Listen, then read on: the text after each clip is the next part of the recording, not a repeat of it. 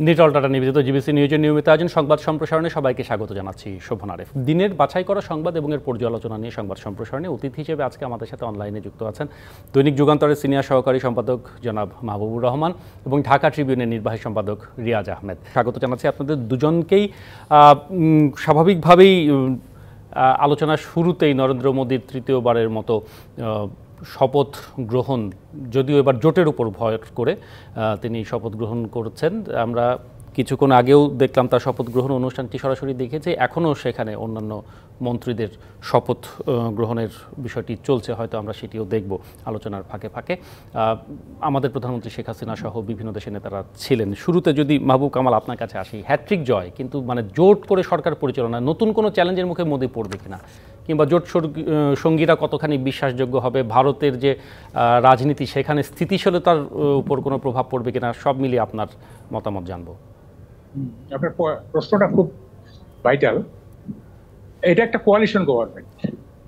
তো আমরা অতীতেও ভারতে কংগ্রেসের শাসন শেষ হওয়ার পরে আমরা কয়েকটি কোয়ালিশন গভর্নমেন্ট দেখেছিলাম। আপনার হয়তো মনে থাকতে পারে, যেমন চরণ সিং এর কোয়ালিশন গভর্নমেন্ট, বাজপেয়ী, চন্দ্রশেখরের, বিশ্বনাথ প্রতাপ সিং, এগুলি সব কিন্তু আপনার মানে কোয়ালিশন গভর্নমেন্টের প্রধানমন্ত্রী ছিলেন এরা। তো এবারেরটাও কোয়ালিশন গভর্নমেন্ট, এবং কোয়ালিশন গভর্নমেন্ট মানেটা কি? মানেটা হচ্ছে যে এটা এক ধরনের হাং পার্লামেন্ট, এবং এইটা নির্ভর করবে যে পার্টনারদের অ্যাটিটিউড কখন চেঞ্জ হয় হয় কি না হয় সেটার উপরে। তো এই ধরনের গভর্নমেন্টের একটা সুবিধা হচ্ছে কি, এই ধরনের গভর্নমেন্টের সুবিধাটা হচ্ছে যে এই ধরনের গভর্নমেন্ট টোটালিটারিয়ান হইতে পারে না, সর্বাত্মকবাদী হতে পারে না। ব্রুট মেজরিটি পেয়ে গেলে অথবা অ্যাবসলিউট মেজরিটি পেয়ে গেলে যেটা হয়, আমরা দেখেছি আমাদের দেশে 2001-এর ব্রুট মেজরিটি, 2009-এর ব্রুট মেজরিটি দেখেছি আমরা। ইভেন এই যে গত টার্মে ভারতের যে ব্রুট মেজরিটি, এগুলোতে দেখা গেছে যে সরকারগুলো সর্বাত্মকবাদী হয়ে যায় এবং মানে কি বলে যে যা খুশি তাই করতে তারা চায়। কিন্তু এই ধরনের হাং পার্লামেন্ট হলে বা কোয়ালিশন গভর্নমেন্ট হলে কিন্তু সবাই, এভরিবডি ইজ ইন সাইজ, যে একটা অন্য মানে কিছু একটা হইলে হয়তো জোটটা যদি সরে যায় তাহলে নো কনফিডেন্স আসবে, নো কনফিডেন্স নতুন গভর্নমেন্ট হবে ইত্যাদি। ফলে এইটা একদিক থেকে ভালো, এটা ভারতের জন্য এটা ভালো হলো। এখন কথা হচ্ছে চ্যালেঞ্জগুলো কি, মানে বর্তমান গভর্নমেন্টের চ্যালেঞ্জগুলো কিন্তু অনেক চ্যালেঞ্জ আছে। বিশেষ করে মোদির ক্ষেত্রে কিন্তু একটা বড় চ্যালেঞ্জ আছে, সেটা হচ্ছে যে একজন জ্যোতিষী, সে বেশ কয়েকটা ইতিমধ্যে কতগুলি প্রেডিকশন করছিল, তার সব প্রেডিকশনই ফলে গেছে। তো এবার সেই জ্যোতিষী প্রেডিক্ট করছে যে 2027 সালে আপনার যোগী আদিত্যনাথ উনি প্রাইম মিনিস্টার হবেন। খেয়াল করেন, 2027 কিন্তু এই টার্ম শেষ হবে না, এই টার্ম শেষ হতে হতে 2029। উনি বলতেছেন যে যোগী আদিত্যনাথ 2027 সালে প্রাইম মিনিস্টার হবেন। তার মানেটা হচ্ছে যে মোদির উপরে এক ধরনের নো কনফিডেন্স আসতে পারে। এবং আমরা দেখছি এই হিন্দুত্ববাদী রাজনীতি তিনজন নায়ক, মানে কি বলে যে এটা তিনজন প্রধান পুরুষ ছিলেন। একটা হচ্ছে নরেন্দ্র মোদী, একটা যোগী আদিত্যনাথ, আর একটা হচ্ছে অমিত শাহ। এই তিনজন কিন্তু হিন্দুত্ববাদী রাজনীতিকে এগিয়ে নিয়ে গেছেন, এবং এর মধ্যে যোগী আদিত্যনাথ ছিল বেশি ভোকাল। ফলে বিজেপির মধ্যে যদি এরকম একটা সিচুয়েশন হয় যে নরেন্দ্র মোদী আর পারতেছে না, he is too old to govern, তাহলে দেখা যাবে যোগী আদিত্যনাথ মানে 2-3 বছর পরে হয়তো সেই, কিন্তু মানে জ্যোতিষশাস্ত্রের উপর কি নির্ভর করতে হবে নাকি? এই না, আমি এটা কথার কথা বলছি, একটা কথার কথা বলছি। এটা জ্যোতিষশাস্ত্রের উপরে কেন হবে? কথাটা হলো যে মানে কতগুলি জিনিস তো চেঞ্জ হয়ে গেছে, মানে ফলে নাই। যেমন মোদী বলছিলেন যে 400 সিট পাবে, তাই না? কিন্তু দেখা গেল কি যে তারা দল হিসেবে সিঙ্গেল মেজরিটিও পেল না। অযোধ্যাতেও তারা হেরেছে, অযোধ্যাতেও তারা হেরে গেছে, তাই না? যে হ্যাঁ, যেখানে তারা হিন্দুত্ববাদের সেটা ঘাঁটি বলা যেতে পারে। তো ফলে এই যে, এবং একক সংখ্যাগরিষ্ঠতা পেল না, 240 পেল, 300 পেল না তারা। হ্যাঁ, তো ফলে এই জিনিসগুলি তো আচ্ছা। তারপরে ধরেন যে কংগ্রেসের যে এই যে ভালো করা, এইটার মধ্য দিয়ে বোঝা যাচ্ছে যে হিন্দুত্ববাদী যে রাজনীতি, তার বিরুদ্ধে একটা প্রগতিশীল ধারা কিন্তু ক্রমান্বয়ে আপনার বিকাশ লাভ করতেছে। এবং এমনও হইতে পারে যে আগামী 5 বছর পরে দেখা যাবে যে কংগ্রেসের নেতৃত্বে একটা মানে অ্যান্টি কমিউনাল একটা প্রগতিশীল মানে অনেকগুলো উল্লেখযোগ্য বিষয় রয়েছে আসলে, মানে আরো দীর্ঘ সময় নিয়ে জনাব মাহবুব কামাল আলোচনা করতে পারলে ভালো লাগতো। আপনি যদি একটু সুযোগ দেন, আমি একটু রিয়াজ আহমেদের কাছেও একই বিষয় নিয়ে যেতে চাই। রিয়াজ আহমেদ, মানে আপনিও পুরো বিষয়টিকে কিভাবে দেখছেন, আর সেই সাথে আমরা খুব স্বাভাবিকভাবে বাংলাদেশের সাথে সম্পর্কে কোনো প্রভাব পড়বে কিনা সেটি জানতেই চাইব। বিশেষ করে পশ্চিমবঙ্গে যেখানে মমতা ব্যানার্জির তৃণমূলের বিপুল বিজয় হয়েছে, আমাদের সাথে তিস্তা সহ বিভিন্ন ইস্যুতে পশ্চিমবঙ্গে একটা বড় বিষয়, সেখানে কোনো প্রভাব কি আপনি দেখেন? জি, ধন্যবাদ আপনাকে। আসলে অফিসিয়াল লাইনটা হলো ভারতের দিক থেকে এবং বাংলাদেশের দিক, উভয় দিক থেকেই, সেটা হচ্ছে যে আমরা রাষ্ট্রের সাথে সম্পর্ক করি এবং রাষ্ট্রে রাষ্ট্রে বন্ধুতা হয়, এখানে দল নিরপেক্ষভাবে, অর্থাৎ কে কখন বাংলাদেশে রাজত্ব করছেন, ক্ষমতায় আছেন, দেশ চালাচ্ছেন, অথবা কে কখন ভারতে দেশ চালাচ্ছেন, তার উপরে নির্ভরশীল নয়। আন্তর্জাতিক সম্পর্কগুলো রাষ্ট্র টু রাষ্ট্র তাই হওয়া উচিত আইডিয়ালি, ডিপ্লোম্যাটিক ভাবে। কিন্তু তারপরেও ওভার দ্য ইয়ার্স, বিশেষ করে যখন কোনো একটি নির্দিষ্ট রাজনৈতিক দল দীর্ঘমেয়াদে একাধিক টার্মসে ধারাবাহিকভাবে কোনো দেশের ক্ষমতায় থাকে এবং তার নেইবারিং কান্ট্রিতেও যদি একই রকম অবস্থা হয়, এই যে আন্তর্দলীয় যে সম্পর্ক, দলে দলে যে সম্পর্ক, সেটাও একটা সময় গভীরতা লাভ করে। এটা বাস্তবতা। কিন্তু আমি যেটা বলছি যে আপনি সর্বশেষ যে প্রশ্নটা করলেন, তিস্তা সহ আমাদের যে পেন্ডিং ইস্যুগুলো, সেগুলোতে খুব একটা পরিবর্তন, পজিটিভ পরিবর্তন আসবে বলে আমি ব্যক্তিগতভাবে মনে করি না। যদি কিছু হয় সেটা মিরাকল হবে। কারণ হলো যে দেখুন, আমাদের যে দাবি দেওয়ার যে বিষয়গুলো, এবং শুধু তিস্তা নয়, আমি তো আরো বড়ভাবে যেটা লক্ষ্য করছি যে এই মেয়াদে, অর্থাৎ বাংলাদেশেরও এই সরকারের এই মেয়াদে এবং ভারতের এই সরকারের এই মেয়াদে আমাদের কিন্তু গঙ্গা যে চুক্তি, সেটা 30 বছর পূর্তি হবে। মাঝখানে আর একটি বছর আছে, এবছর গেলে 25-এ শেষ এবং 26-এ এটা 30 বছর মেয়াদ পূর্তি হবে। এটার যে পুনর্নবায়ন অথবা ইন নিউ টার্মস, নতুন বাস্তবতায় এখনকার যে গতি প্রবাহ আছে নদীর, আমরা কতটুকু পাচ্ছি না পাচ্ছি, এই সব কিছু বিষয় কিন্তু একটা দেখার বিষয় আছে। এবং সেইখানে আমি মনে করি বাংলাদেশ সরকারের পক্ষ থেকে একটা গুরুত্বপূর্ণ পদক্ষেপ নেওয়ার প্রয়োজন আছে সময় থাকতেই, যাতে এই জিনিসগুলো শেষ মুহূর্তে আমরা লুজার না হই। এটা গেল আমাদের দিক থেকে। আর ইন্টারনাল পলিটিক্স, যেটা কামাল ভাই আসলে ভারতের বলছিলেন, মাহবুব কামাল ভাই, উনি সরকারি দলের পক্ষ থেকে এবং তার যে জোট গঠন, এটা সত্যি গত দুবার কিন্তু মোদী একক, তার নিজস্ব যে বিজেপি রাজনৈতিক দল, তার যে একক সংখ্যাগরিষ্ঠতা, তার বলে বরিয়ান হয়ে রাষ্ট্র পরিচালনা করেছেন। এবার তাকে জোটের মাধ্যমে করতে হবে, তো তার জোটের একটা পারমুটেশন, কম্বিনেশন, ভিন্ন রকম ডাইনামিক্স আছে।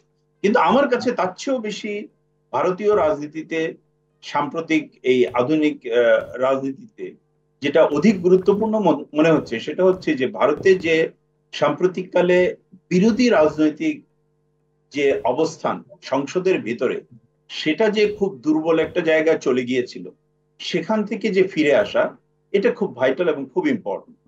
দেখুন, এখন কংগ্রেস এবং তার নেতৃত্বে যে জোট ইন্ডিয়া, এই জোট রাষ্ট্র ক্ষমতায় আসতে পারলো না বটে, কিন্তু যে একটা ভালো অবস্থান নিয়ে বিপুল সংখ্যক তাদের কিন্তু সংসদ সদস্য থাকবেন এই পার্লামেন্টে, এবং যেটা ভারতীয় রাজনীতিকে, এই যে আপনার একদিকে যে চলে যাওয়া, যে ডিভাইসিভ রাজনীতি আমরা গত অনেক বছর ধরে দেখছি সাম্প্রতিক কালে, ধর্মের নামে হোক, বিভিন্নভাবে, এমনকি জনাব রিয়াজ আহমেদ, ধন্যবাদ। একটি বিষয় একটু শুধু জানতে চাই, মানে জোট গঠনের ক্ষেত্রে যারা জোট সঙ্গী হচ্ছে তাদের যে ট্র্যাক রেকর্ড, সেখানে এমনি আগের খবর ছিল যে প্রধান 4টি মন্ত্রণালয় বিজেপি নিজের হাতে রেখে জোট সঙ্গীদের একটি করে পূর্ণমন্ত্রী, একটি করে প্রতিমন্ত্রী এরকম দেওয়ার কথা বলা হচ্ছে। এই সব কিছু মিলে মানে জোট সঙ্গীদের নিয়ে এবারের বিজেপির যে যাত্রা, সেটি কতখানি মসৃণ হবে কিংবা সেটি চ্যালেঞ্জের মুখে পড়বে কিনা? জি জি, অবশ্যই অবশ্যই। ব্যাপার হলো যে যখনই কোনো জোট সরকার হয়, সেটা ভারত নয়, বিশ্বের যে কোনো জায়গায়, তখন কিন্তু মেজর পার্টি কাছে মাইনর পার্টিগুলোর অনেক ধরনের দাবি দেওয়া থাকে। তো মেজর পার্টি যে সরকার গঠন করবে, তার উপরে কিন্তু পুরো রাষ্ট্র পরিচালনা এবং জনগণের আশা আকাঙ্ক্ষার যে জিনিসটা, সেটাও তার মাথায় রাখতে হয়। তো এই সার্বিক দিক বিবেচনায় রেখে তারা কতটুকু এদেরকে আস্থায় নিয়ে কাজ করতে পারবে, এটা খুব ইম্পর্টেন্ট। এবং এই জন্য আরো ইম্পর্টেন্ট কি, যে যারা অপেক্ষাকৃত মাইনর পার্টিজ আছে কোয়ালিশনে, তাদের সেই লিবার্টি আছে যে তারা যে কোনো সময় অন্যদিকেও তাদের যে এলিজিয়েন্স টুয়ার্ডস বিজেপি সেটা সরিয়েও নিতে পারে। তো সেই রকম একটা পরিস্থিতিতে যাতে না যায় সেটার জন্য যে নিরন্তর প্রয়াস, সেটা কিন্তু আগামী এই পুরো মেয়াদকালেই চলবে, শুধু এখন সরকার গঠন থেকে শুরু করে না। সরকার গঠন ইট ইজ আন্ডারস্ট্যান্ডেবল, নিশ্চয়ই এর আগে পিছনে অনেক মিটিং হয়েছে, তাদের নিজেদের মধ্যে সলা পরামর্শ হয়েছে, কে কি চাচ্ছেন না চাচ্ছেন, কাকে কোন দায়িত্ব দিলে ভালো হয়, এগুলো নিশ্চয়ই তারা করে নিয়েছেন। কিন্তু এর পরবর্তীতেও মানে পথ চলা শুরু হওয়ার পরেও বিভিন্ন সময়ে কিন্তু এগুলো ইস্যু হিসাবে দাঁড়াবে এবং সেগুলোকে মানে সেটির জন্য আসলে আমাদের একটু অপেক্ষা করতে হবে, নিশ্চয়ই সময় বলে দেবে। অনেক ধন্যবাদ জনাব রিয়াজ আহমেদ। জনাব মাহবুব কামাল, আমরা একটা বিরতি নিতে চাই, বিরতির পরে ফিরে এসে বাকি যে বিষয়গুলো রয়েছে, বিশেষ করে বাংলাদেশের অভ্যন্তরীণ বিষয়গুলো নিয়ে আলোচনা হবে। নিটল টাটা নিবেদিত সংবাদ সম্প্রসারণে আমরা ফিরছি কিছুক্ষণের মধ্যে, সাথেই থাকুন। নিটল টাটা নিবেদিত সংবাদ সম্প্রসারণে বিরতির পরে আবারও ফিরে এলাম। জানিয়েছে আগেই যে দৈনিক যুগান্তরের সিনিয়র সহকারী সম্পাদক জনাব মাহবুব কামাল এবং ঢাকা ট্রিবিউনের নির্বাহী সম্পাদক জনাব রিয়াজ আহমেদ আছেন আমাদের সাথে। আবারও স্বাগত জানাচ্ছি আপনাদের দুজনকে। আমরা ভারতের প্রধানমন্ত্রী নরেন্দ্র মোদীর শপথ গ্রহণ অনুষ্ঠান চলছে, সেটি নিয়ে আলোচনা করছিলাম প্রথম অংশে। আমার বাজেট নিয়ে আওয়ামী লীগ এবং বিএনপি দুই প্রধান রাজনৈতিক দলের পাল্টাপাল্টি বক্তব্য ছিল। কালো টাকা সাদা করার বাজেট বলে ক্ষোভ প্রকাশ করেছেন মির্জা ফখরুল। খালেদা জিয়াও এই সুযোগ দিয়েছিলেন, এটি ওবায়দুল কাদেরের পক্ষ থেকে অভিযোগ এসেছে। জনাব রিয়াজ আহমেদ, মানে এই কালো টাকা সাদা করার সুযোগ দেওয়াই ইস্যুই কি বড় হয়ে দাঁড়াচ্ছে কিনা? মানে আমরা উচ্চ মূল্যস্ফীতি, বাজেটের সংস্কার, ব্যয় সংকোচন, আর্থিক খাতে সুশাসন ফিরিয়ে আনা, এরকম আরও অনেক নিশ্চয়ই গুরুত্বপূর্ণ বিষয় আছে। এই বিষয়গুলো রাজনৈতিক আলোচনা বা বিতর্কে কতখানি ঠাঁই পাচ্ছে বাজেট পরবর্তী, যদি আপনার পর্যালোচনাটা শুনি। আপনি চমৎকার ভাবে কালো টাকা সাদা করা ভিন্ন অন্য যে সামষ্টিক অর্থনৈতিক যে বিষয়গুলো সেগুলোকে আপনি নিজেই বললেন, কয়েকটা উল্লেখ করলেন, সত্যি সেগুলো খুব ইম্পর্টেন্ট আসলে বাজেটের আলোচনা। কিন্তু ব্যাপার হলো যে পপুলার ডিসকাশন যেটা আমাদের দেশের রাজনীতিবিদরা করে থাকেন বাজেট উত্তর আলোচনায়, বিশেষ করে পার্টি পলিটিক্স এর আঙ্গিকে, সেখানে কিন্তু তারা একটা দুটা ইস্যুকে পিক করেন এমন ভাবে যেটা দিয়ে সহজে কথাগুলো ম্যাস পিপলের কাছে রিচ করা যায়। কারণ হচ্ছে যে আর্থিক ক্ষেত্রে, ব্যাংকিং ক্ষেত্রে, বিভিন্ন ক্ষেত্রে যে আমরা শৃঙ্খলার কথা বলি, মানি লন্ডারিং যাতে না হয় সেগুলো কমানোর জন্য যে রাষ্ট্রীয় যে অর্থনৈতিক পলিসি, সুশাসন, এগুলোর কথা বলি, এগুলো মোটা দাগে ধরেন সাধারণ মানুষকে পলিটিক্যালি মানে ডিভাইসিভ ভাবে আমি এইদিকে আছি ওনারা অন্যদিকে আছেন এইভাবে করে টান করাটা একটু কষ্টকর। সেখানে ইজিয়ার হচ্ছে কালো টাকার মতো এইসব পপুলার ইস্যু নিয়ে কথা বলা। এখন ব্যাপার হলো আপনি লক্ষ্য করবেন যে একজন বলছেন যে এটা ঠিক হচ্ছে না, আরেকজন বলছেন যে আপনারাও করেছেন। কিন্তু এর বিপরীত কথা যদি আমি বলি যে অন্যরা যখন করেছিল, ধরেন পূর্ববর্তী কোনো এক রেজিমের সময় কেউ এই ধরনের সুবিধা দিয়েছিল, সেই সময় কি আপনারা সেটার পক্ষে ছিলেন নাকি বিপক্ষে ছিলেন? যদি আপনারা সেই সময় বিপক্ষে থাকেন, আপনারা সেই সুবিধা এখন দিচ্ছেন কেন? আপনারা নিজেরাও মাঝে কয়েক বছর দেননি, এর আগে দিয়েছেন বিভিন্ন সময়। এখন আজকে যে কথাটা ওবায়দুল কাদের সাহেব বললেন যে রাঘব বোয়ালদের এই যে অর্থ যেগুলো সেগুলো প্রতিরোধ করার জন্যই এটা মানে একটা ব্যবস্থা, এভাবে জিনিসটাকে in a very positive way put করলেন। এখন প্রশ্ন এসে যায় যে তাহলে এটা তো অলসো অ্যাকনলেজমেন্ট, এটা স্বীকৃতিও বটে যে বিগত এই কয়েক বছরগুলোতে অনেকে এদেশে যাদেরকে আমরা রাঘব বোয়াল বলছি, তারা কিন্তু আমাদের অর্থনৈতিক যে বিভিন্ন নীতি এবং সেগুলোর বাস্তবায়নে যে আমাদের রাষ্ট্রীয় কাঠামোর ব্যর্থতা, বা আমি বলবো যে পুরো ব্যর্থতা না হলে আংশিক ব্যর্থতা, যাই হোক, এগুলোর সুযোগ নিয়ে অনেকে যে অন্যায়ভাবে অর্থ কামিয়েছেন বা আমরা যেটাকে বলি মানি লন্ডারিং করেছেন, এই জিনিসগুলো, অথবা কালো টাকা মানে তারা অনেক মানে সঞ্চয় করেছেন, তাহলে এই জিনিসগুলো আমরা যে প্রতিরোধ করতে পারলাম না, সেটা হচ্ছে মোর ইম্পর্টেন্ট। যে বাজেটে আমরা এমন সব নীতিমালা রাখবো যাতে করে কালো টাকার বিষয়টা এত বড়ভাবে আসবেই না, উঠে আসবে না। একদম স্পষ্ট আপনার বক্তব্য, অনেক ধন্যবাদ রিয়াজ আহমেদ। আমি একটু মাহবুব কামালেরও একই প্রসঙ্গে জানতে চাই যে মানে বিরোধী দলগুলো যেটি রিয়াজ আহমেদ বলছিলেন যে খুব পপুলার বিষয়গুলো তাদের বিতর্কে কিংবা আলোচনায় না, কিন্তু সঠিকভাবে বাজেট নিয়ে যে সমালোচনা সেটি আসলে করতে পারছে কিনা, কিংবা সঠিক ইস্যু জনগণের সামনে তুলে ধরতে পারছে কিনা, বাজেট বাস্তবায়নের যে চ্যালেঞ্জ যেটি সবাই বলছে সেটি নিয়ে তারা কথা বলছে কিনা। না, কালো টাকাও তো একটা ইস্যু, এটাকে তো ইগনোর করা যাবে না। না নিশ্চয়ই, মানে আমি বলছি অন্যগুলো আসছে কিনা একইভাবে। না, আমি বলছি কালো টাকা নিয়ে আমি একটু সময় দিয়েন। কালো টাকা নিয়ে একটু আমি বলি, কালো টাকার দুইটা দিক আছে, একটা এথিক্যাল দিক, একটা প্র্যাকটিক্যাল দিক। এথিক্যালি এটা কোনোভাবেই অনুমোদনযোগ্য না, কারণ এটা আমাদের কনস্টিটিউশনের সাথে সাংঘর্ষিক। কারণ এটা বৈষম্যমূলক। এই যে 15% সুদ দিয়ে, ইন্টারেস্ট দিয়ে আপনাকে সাদা করা, যেখানে অন্য ব্যবসায়ীরা, অন্য উপার্জনকারীরা 30% সুদ ইন্টারেস্ট দিচ্ছে, সেখানে আপনি 15% দিয়ে ব্ল্যাক টাকাকে হোয়াইট করবেন, এটা বৈষম্যমূলক। সুতরাং এটা ethically it is not acceptable. আর প্র্যাকটিক্যালি হচ্ছে এই যে, যেমন ধরেন প্রধানমন্ত্রী বললেন যে আমি ওই বর্ষিতে আধার দিয়েছি, আবার এনবিআর এর চেয়ারম্যান বললেন যে ব্যবসায়ীদের দাবির মুখে এটা করা হয়েছে। তো এটা তো কন্ট্রাডিক্টরি হয়ে গেল। ব্যবসায়ীদের দাবিতে যদি এটা হয়ে থাকে, তাইলে তো যে মাছ ধরার জন্য আপনি আধার দিয়েছেন সেই মাছদের দাবিতেই তো মানে কি বলে যে আধার দিয়েছেন প্রধানমন্ত্রী। তাহলে তো ওই মাছরা তো কি মনে করবে, তাহলে বড়শিতে কোনো আংটা নাই, ওখানে একটা সুতা আছে, ফলে এটা তো কাজে দিবে না, এটা ইফেক্টিভ হবে না, তাই না? এনবিআর এর চেয়ারম্যান ও প্রধানমন্ত্রীর কথার মধ্যে তো একটু গ্যাপ আছে। সুতরাং এটা প্র্যাকটিক্যালিও it is not achievable. Ethically তো নয় এটা অ্যাপ্রুভেবল, প্র্যাকটিক্যালি এটা অ্যাচিভেবল না। সুতরাং এইটা নিয়ে এখন আপনি যে কথাটা বললেন, অ্যাকচুয়ালি বাজেট কি? বাজেট, ধরেন বাজেটের সংজ্ঞাটা কি? অনেকে মনে করে বাজেট মানে হচ্ছে বার্ষিক আয় ব্যয়ের হিসাব। সাধারণ মানুষের কাছে হচ্ছে কোন দ্রব্যের মূল্য কমবে, কোনটা বাড়বে, এইটাই হচ্ছে বাজেট। বাজেটের সংজ্ঞা কিন্তু তা না। বাজেটের সংজ্ঞা হচ্ছে, বাজেট হচ্ছে একটা অর্থনৈতিক দর্শন, যে দর্শন দ্বারা আগামী 1 বছর রাষ্ট্র কিভাবে চলবে, আগামী 1 বছর সাধারণ মানুষ এবং সর্বস্তরের মানুষের জীবনধারা কেমন হবে, সেইটা ডিটারমিন করবে বাজেট। এটা একটা ইকোনমিক ফিলসফি। এটা আয় ব্যয়ের হিসাব না, যে কত টাকা আয় হইলো, কত টাকা ব্যয় হইলো। সুতরাং ওই অ্যাঙ্গেলে যদি আমরা দেখি, তাহলে বাজেটকে নানাভাবে ব্যাখ্যা করার সুযোগ আছে। দেখেন আমাদের মূল সমস্যা কি এখন মূল সমস্যা যেটা বাজেটে বলা হয়েছে, সেটা হচ্ছে ইনফ্লেশন, মুদ্রাস্ফীতি, বিশেষ করে খাদ্য মূল্যস্ফীতি কয়েক বছর যাবত ডাবল ডিজিটে আছে। সুতরাং এই মূল্যস্ফীতির কারণে দ্রব্যমূল্য করতে মানে বাড়ছে ইত্যাদি, সাধারণ মানুষের ক্রয় ক্ষমতার বাইরে চলে যাচ্ছে ইত্যাদি। আর একটা সংকট হচ্ছে ডলার সংকট, এবং ডলার সংকট তো এটা তো মারাত্মক সংকট। কারণ আপনি ডলার সংকটকে কমব্যাট করার জন্য আপনি ইম্পোর্ট কমায় দিচ্ছেন। আপনি ইম্পোর্ট কমায় দেওয়া মানে হচ্ছে আপনার ইম্পোর্ট ডিউটি, ইম্পোর্ট ভ্যাট ট্যাট এগুলি আপনি পাচ্ছেন না। তাইলে আপনি মানে এটা দিয়ে তো আপনি মানে ডলার সংকটকে মানে কমব্যাট করতে পারবেন না। ফলে এই জিনিসগুলো, এই যে ইনফ্লেশন বলেন, ডলার সংকট বলেন, তারপরে মানুষের জীবনযাত্রা কেমন হবে আগামী 1 বছর, অর্থনীতি, যে এই যে ঋণ পরিশোধের একটা ব্যাপার আছে, এই ইত্যাদি মিলিয়ে আপনাকে, যেমন ধরো সামনে গ্যাস বিল, বিদ্যুৎ, এগুলির দাম বাড়ানো হবে কিনা ইত্যাদি, এই প্রশ্নগুলো তো আছে। এই প্রশ্নগুলো না তুলে একটা ক্যাচি মানে জিনিস বিএনপি পিক করলো, যেটা আমার সমালোচক বললেন। ক্যাচি জিনিসটা হচ্ছে এই কালো টাকা, এটা হলে মানুষ এটা খাবে, যে হ্যাঁ এটা তো মানুষ মানি লন্ডারিং হচ্ছে, মানুষ টাকা পাচার করে দিচ্ছে, এটার উপরে গভর্নমেন্ট কি বলে যে নমনীয় ভাব দেখাচ্ছে, 15% সুদ দিয়ে এটাই করবে। তো এটা একটা ক্যাচি জিনিস।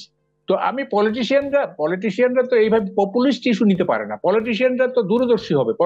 তাদের সামষ্টিক বিষয় নিয়ে আরো আলোচনা করা উচিত বলে আপনি অন্তত মনে করেন? বাজেটকে আপনি একটা অর্থনৈতিক দর্শন হিসাবে দেখতে হবে। এইটা তো মানে কতগুলি মানে কি বলে সস্তা জিনিসের সমাহার না। একদম স্পষ্ট জনাব মাহবুব কামাল, রিয়াজ আহমেদ, আবারও বিরতির সময় হলো। আপনাদের কাছে সময় নিয়ে বিরতিতে যেতে চাই। নিটল টাটা নিবেদিত সংবাদ সম্প্রসারণে ফিরবো আমরা কিছুক্ষণের মধ্যে। ফিরে এলাম সংবাদ সম্প্রসারণে। এটি নিবেদন করছে নিটল টাটা গ্রুপ। আলোচনার প্রায় শেষ দিকে। দৈনিক যুগান্তরের সিনিয়র সহকারী সম্পাদক মাহবুব কামাল এবং ঢাকা ট্রিবিউনের নির্বাহী সম্পাদক রিয়াজ আহমেদের সাথে আজকে আমাদের আলোচনা হচ্ছে। কয়েকটি বিষয় ছিল, যে বিষয়টি নিয়ে আলোচনা করতে চাই। আমাদের শিরোনামটি ছিল এরকম যে কারণ দর্শানোর নোটিশে ক্ষিপ্ত হয়ে সহকর্মীকে গুলি, কনস্টেবল কাউসার 7 দিনের রিমান্ডে, গাড়ি চালকের অবস্থা স্থিতিশীল। দুজনের কাছে সংক্ষেপেই আসলে জানবো, সময় কম। মাহবুব কামাল, এই ঘটনাটি আসলে কতখানি তাৎপর্যপূর্ণ? এটি বাহিনীর মধ্যকার শৃঙ্খলার দিকে এটি আঙুল তোলে, নাকি বিচ্ছিন্ন ঘটনা বলে মনে করেন? আপনার মতামতটি জানবো। না, বিচ্ছিন্ন ঘটনা না।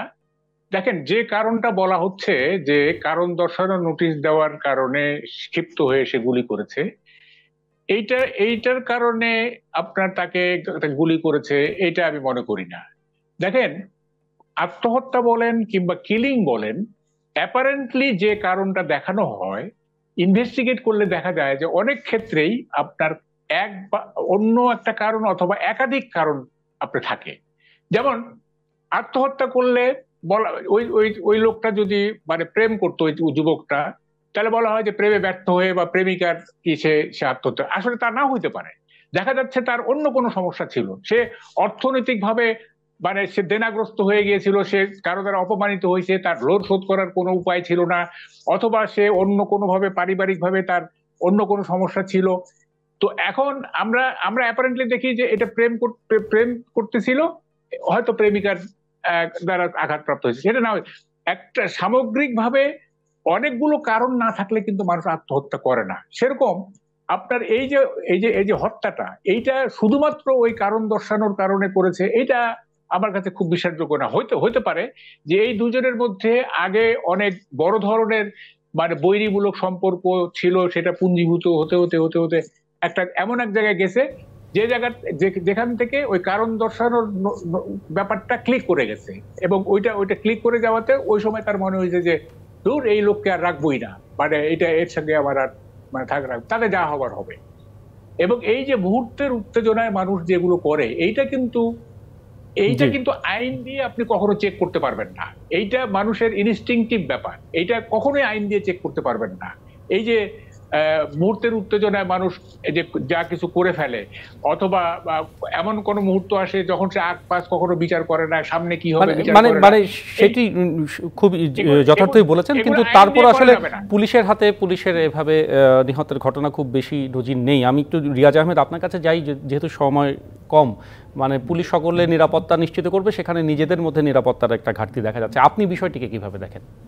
আপনি যথার্থই বলেছেন, আপনি যেটা বললেন যে এরকম ঘটনা খুব একটা নজির নাই, এবং আমিও এটাকে একটা বিচ্ছিন্ন ঘটনা হিসেবেই দেখতে চাই। তবে কথা থাকে, মানে আমি যে পয়েন্টে বেশি গুরুত্ব দিব এখানে, যে হিট অফ দ্য মোমেন্টে হতে পারে মানুষ অনেক কিছুই করে যেটার জন্য পরে সে রিপেন্টও করে। আরেকটা হতে পারে যে তাদের পারস্পরিক যে এই যে দুইজন পুলিশ সদস্য, তাদের আমরা তো আর অত ডিটেলস জানি না, এটা এখন তদন্ত করলে ইনভেস্টিগেশন করে পুলিশ বের করবে, কিন্তু তাদের পূর্ব থেকেই যদি পুঞ্জীভূত একটা মানে রাগ ক্ষোভ একে অপরের প্রতি থেকে থাকে কোনো কারণে, একটা লং হিস্ট্রি থেকে থাকে, সেটা থেকে হতে পারে। কিন্তু আমি জাস্ট একটা পয়েন্টে বেশি গুরুত্ব দেওয়ার চেষ্টা করবো, সেটা হলো যে আমি কিছু কিছু, এটা তো এখনো ইভলভিং নিউজ, এটার উপরে অনেকেই কাজ করছে, বিভিন্ন গণমাধ্যম অনেকের সাথে পুলিশ ছাড়াও অন্যদের সাথে কথা বলার চেষ্টা করছে। এমনি একটি গণমাধ্যমে আমি দেখলাম যে যাকে এখন পুলিশ হেফাজতে নেওয়া হয়েছে, জিজ্ঞাসাবাদ করা হচ্ছে, তার স্ত্রী বলছেন যে ওনার স্বামী এই কনস্টেবল, উনি মানসিক সমস্যার জনিত রোগের কারণে 3বার চিকিৎসা নিয়েছে বিভিন্ন সময় গত বছরে। তো আমার কাছে যেটা খটকার জায়গাটা এবং কনসার্নের জায়গাটা, সেটা হচ্ছে বাংলাদেশ পুলিশ বিভাগ অবশ্যই ডিপ্লোম্যাটিক এরিয়ার মতো সেন্সিটিভ যে ইম্পর্টেন্ট যে জায়গাগুলোতে, এখানে যে তারা নিরাপত্তার জন্য যেসব পুলিশ সদস্যকে দায়িত্ব দেবেন, সেক্ষেত্রে এই জিনিসগুলোকে আরো বিবেচনা রেখে দায়িত্বগুলো বন্টন করা উচিত বলে আমি মনে করি। জি, আপনাদের দুজনকেই ধন্যবাদ এই বিষয় নিয়ে আলোচনা করবার জন্য। আরও অন্য বিষয় ছিল, আজকে সময়ের অভাবে হয়তো আমরা আলোচনা করতে পারছি না, তারপরও নিশ্চয়ই অন্য বিষয়গুলো একদিন আলোচিত হবে। ধন্যবাদ জানাই জনাব মাহবুব কামাল এবং রিয়াজ আহমেদকে। এই ছিল আমাদের আজকের নিটল ডটা নিবেদিত সংবাদ সম্প্রসারণে। থাকুন আপনারা জিবিসি নিউজের সাথে।